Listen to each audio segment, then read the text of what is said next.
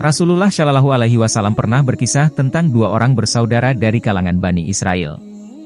Yang satu sering berbuat dosa, sementara yang lain sebaliknya, sangat tekun beribadah.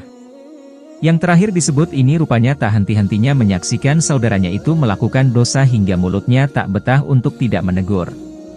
"Berhentilah!" sergahnya. Teguran seolah hanya masuk melalui telinga kanan dan keluar lagi lewat telinga kiri. Perbuatan dosa berlanjut dan sekali lagi tak luput dari mata saudaranya yang rajin beribadah. "Berhentilah!" serunya kembali. Si pendosa lantas berucap, "Tinggalkan aku bersama Tuhanku. Apakah kau diutus untuk mengawasiku?"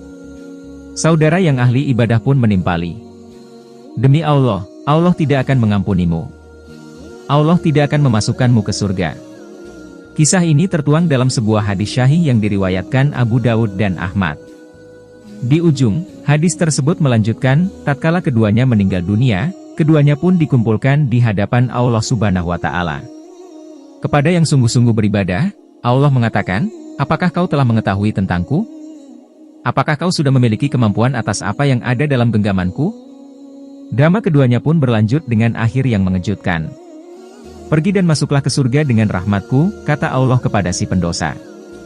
Sementara kepada ahli ibadah, Allah mengatakan, "Wahai malaikat, giringlah ia menuju neraka." Kisah di atas menyiratkan pesan kepada kita untuk tidak merasa paling benar untuk hal-hal yang sesungguhnya menjadi hak prerogatif Allah. Tentu beribadah dan meyakini kebenaran adalah hal yang utama.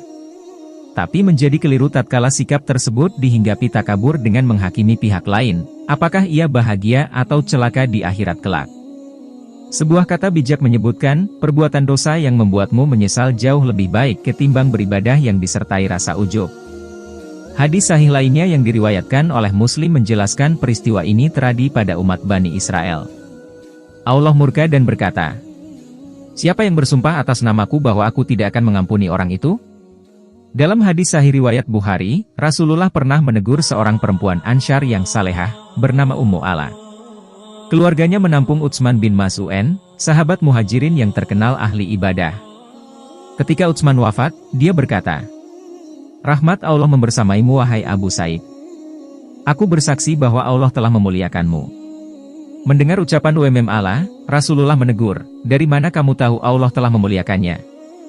Allah kemudian menjelaskan bahwa orang boleh saja berharap seseorang diliputi kebaikan atau husnul hatimah karena rekam jejak perbuatannya. Tetapi, dia tidak boleh memastikan nasibnya karena itu otoritas Allah. Berharap dan mendoakan boleh, memastikan tidak boleh. Seandainya Ummu Ala berkata, "Aku bersaksi kamu orang baik," tanpa mencatat otoritas Allah dan memastikan nasibnya, mungkin Rasulullah tidak akan menegurnya. Rasulullah kemudian mengajarkan prinsip tauhid tingkat tinggi dan bersabda, "Aku ini Rasulullah dan demi Allah aku juga tidak tahu nasibku." Ini tentu saja pelajaran bagi umatnya, karena Rasulullah telah dijamin oleh Allah dengan ayat. Pelajaran yang sama disampaikan Rasulullah dalam sabdanya, "Tidaklah seseorang di antara kalian yang selamat karena amalnya." Sahabat bertanya, "Tidak juga engkau wahai Rasulullah?" Nabi menjawab, "Tidak juga aku, tanpa rahmat Allah menyelimutiku." Hadis riwayat Bukhari Muslim. Hendaknya disadari bahwa nasib manusia semua ada di tangan Allah, bukan di yang lain.